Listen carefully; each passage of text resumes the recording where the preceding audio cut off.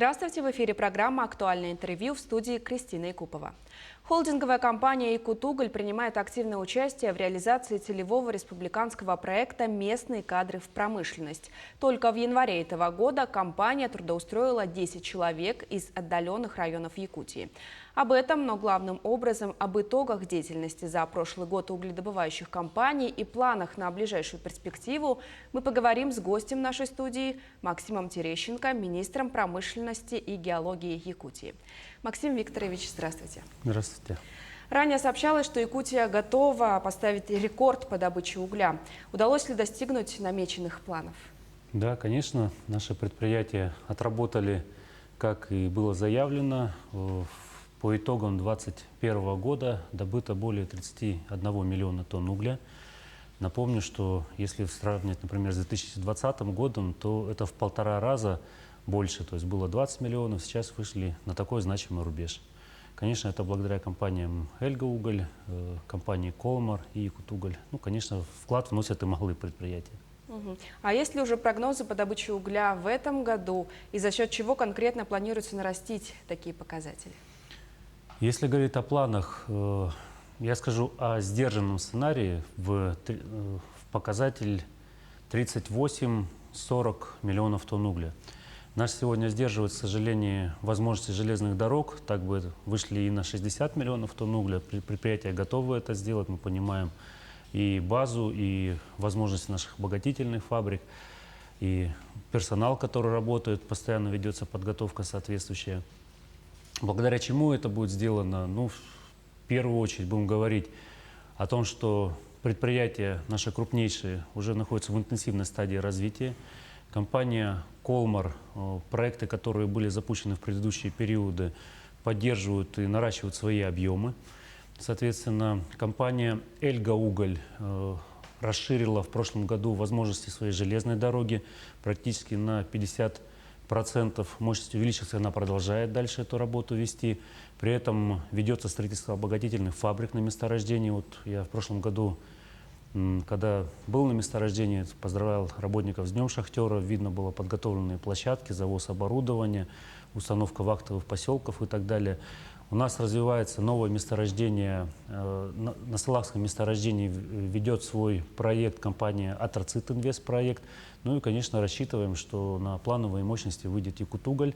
При этом у нас пришел новый собственник в компанию «Долгучан». Ну, то есть вы видите, по ряду направлений вот ожидаем новые и новые рекорды. В прошлом году президент России Владимир Путин поручил представить предложение по вывозу якутского угля в восточном направлении. Компании также вносили свои предложения, многие из них посчитали экономически целесообразными. Как сам регион двигается в этом направлении, как в целом обстоит ситуация с экспортом? Спасибо за вопрос. Действительно, мы направляли вместе такие объединенные предложения, поддержанные всеми компаниями. Они касались и вопросов локомотивной тяги, и модернизации станций на пути вывоза нашего угля, и подготовки кадров, и вопросы энергоснабжения, энергообеспечения, соответственно, восточного полигона. При этом обозначили объемы, которые наши компании готовы вывести. Мы предъявляли соответствующие подписанные соглашения, в отличие от ряда компаний из других регионов. То есть мы гарантировали, что объемы, заявленные нами, будут вывезены.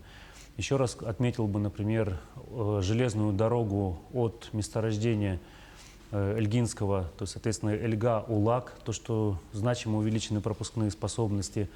Со своей стороны мы соответствующую подготовительную работу ведем и отстаиваем позиции наших предприятий, потому что понимаем, от этого зависят и налоги в бюджет всех уровней, и, конечно же, рабочие места для наших людей. А действительно ли отказ Китая от угля может оказать столь существенное влияние на добычу угля в Якутии? Ну, пример. Вы как раз затронули, да, по-моему, этот вопрос сейчас. У нас в 2020 году экспорт составил более 10 миллионов тонн угля из республики. В 2021 году экспорт достиг 21 миллиона тонн. То есть это хорошо в том плане, что на международных рынках наш уголь востребован, и, соответственно, еще раз, да, значимо растут объемы поступлений в наш бюджет. Основной объем на сегодня приходится у нас Китайскую Народную Республику. Есть страны исторические, с которыми у нас установлены хорошие деловые контакты, и Япония, Южная Корея. Сейчас активное внимание к якутским углям показывает Индия. Я думаю, здесь постепенно тоже будут налаживаться взаимоотношения. Но основной объем сегодня идет именно в КНР, в Китай. Но при этом, что происходит в Китае? Появляются новые генерирующие мощности, которые основаны на угле. При этом развивается металлургическое производство. Это это крупнейший производитель в мире угля, соответственно, соответственно, металлургической продукции. И им нужен металлургический уголь. Как раз именно он, как сующийся уголь, добывается у нас на территории республики. Поэтому я верю вместе с предприятиями, вместе с работниками угольной промышленности, с инвесторами, что будущее у якутского угля очень серьезно.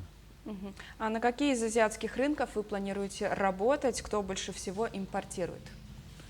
Ну, уже, в принципе, обозначил. На сегодня Китайская Народная Республика, Япония, Южная Корея. Но видим, еще раз, внимание Индии. Поэтому вполне возможно, что это будет новый, интересный, перспективный рынок для наших углей. В СМИ появляется информация, что компания «Эльгауголь» за свой счет построит частную железную дорогу до побережья Охотского моря. Действительно ли это, видите ли вы в этом необходимость? И как это повлияет на экспорт якутского угля? Месяц с небольшим назад проводил совещание с Хабаровским краем и с Амурской областью о готовности. Их оказывают соответствующую поддержку, понимание такое есть. Все видят, что новая железная дорога – это и налоги, это развитие населенных пунктов, месторождений, которые будут располагаться вдоль этой железной дороги. Соответственно, это возможность гарантированного вывоза добытого угля с месторождения Эльгинского. Первое. Второе. Для восточного полигона это возможность его разгрузить после завершения строительства. Ну и как следствие, что другие регионы могут продолжить наращивать свои новые производства. А мы можем развивать свои железорудные месторождения апатитов, да, например, для того, чтобы также включить их в мощности, которые высвободятся на восточном полигоне, и доставлять, соответственно, потребителям. Вопрос трудоустройства якутян в угольные предприятия в последнее время набирает обороты. Сколько по итогам прошлого года удалось трудоустроить местные кадры? В целом работа велась правительством очень серьезная. Подписано уже несколько десятков соглашений, и куда уже не только промышленники, кстати, вошли, а по примеру, которые показали угольщики, нефтяники, газовики, золотодобывающие предприятия, уже и строительные организации заходят, и транспортные, что не может не радовать, конечно же. Да? Если взять, кстати, об этих 11 тысячах, отрадно, что основная масса – это молодежь, треть – это жители села. А если говорить об угольной промышленности, только в прошлом году по этой программе трудоустроено более 2000 человек. Более чем 3/4 из них, 1657, по-моему, трудоустроены в компанию «Колмар». У нас активно идет трудоустройство в компанию, вот начало программы было, да, в компанию «Якутуголь», в компанию «Эльгауголь», с которой в конце прошлого года тоже было подписано соответствующее соглашение. У нас реализуется проект на Вахту-14, по нему трудоустроено в прошлом году более 1000 человек, если говорить об угольщиках. И тоже очень важно, что больше половины, да, это жители нашего села. То есть люди на селе могут получить достойную заработную плату, вопреки тем мнениям, которые порой у нас бытуют в соцсетях, они не соответствуют факту. Компании сегодня готовы предоставить общежитие, готовы провести обучение. Они даже, есть пример, вот Колмар, да, они премируют своих сотрудников за то, что если он привезет, например, своего друга, который и обучение пройдет, и будет у них трудоустроен. Поэтому очень активно в этом направлении политика и угольных компаний, и правительства. А сами компании заинтересованы в этом проекте? Конечно, потому что человек, который приезжает временно, допустим, он привык с Новосибирской области ездить, например, в Кемеровскую область на работу, или он в Хабаровский край, в Якутию, где он завтра окажется, никто не знает, а это вопрос отношения к оборудованию, это планирование следующей смены после него, следующей вахты.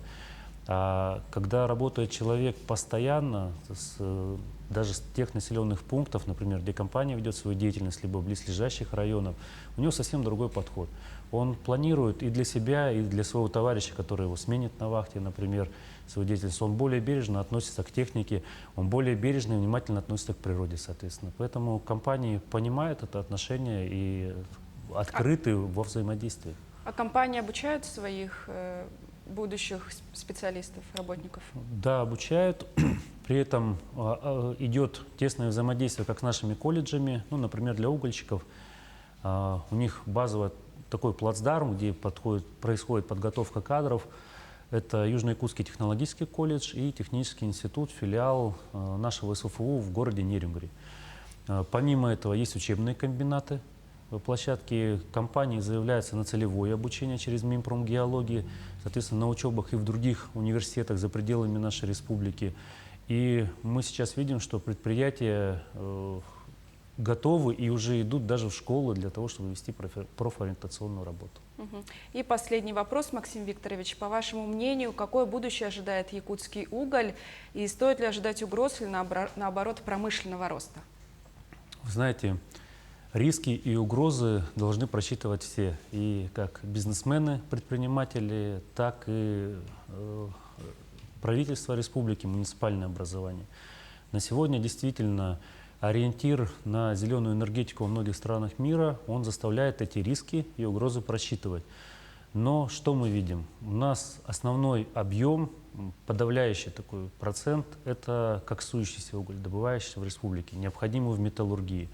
Потребность в металле очень высокая. Это машиностроение, это мостостроение, это строительство домов на сегодня из металлоконструкций. И находится все новое и новое применение. Видим, что мощности вот сегодня на наших ключевых рынках в Азиатско-Тихоокеанском регионе только продолжают увеличиваться. Мы видим, что вкладываются и инвесторы, которые уже прочно основались в республике, и приходят новые. То есть все это говорит о том, что, учитывая внимание руководства страны, что будущее у якутского угля есть, что можно смело идти и учиться. Это для тех, кто в этом году еще определяется в своей профессии. Это для тех, кто думает о выборе профессии, уже состоявшиеся специалисты, профессионалы, что можно идти в эту отрасль для того, чтобы достойно зарабатывать, для того, чтобы это направление развивать. На многие десятки лет у нас перспектива в развитии нашей угольной промышленности есть. Максим Викторович, спасибо, что пришли к нам в студию, ответили на наши вопросы. Спасибо вам. Это была программа «Актуальное интервью». Оставайтесь на нашем телеканале.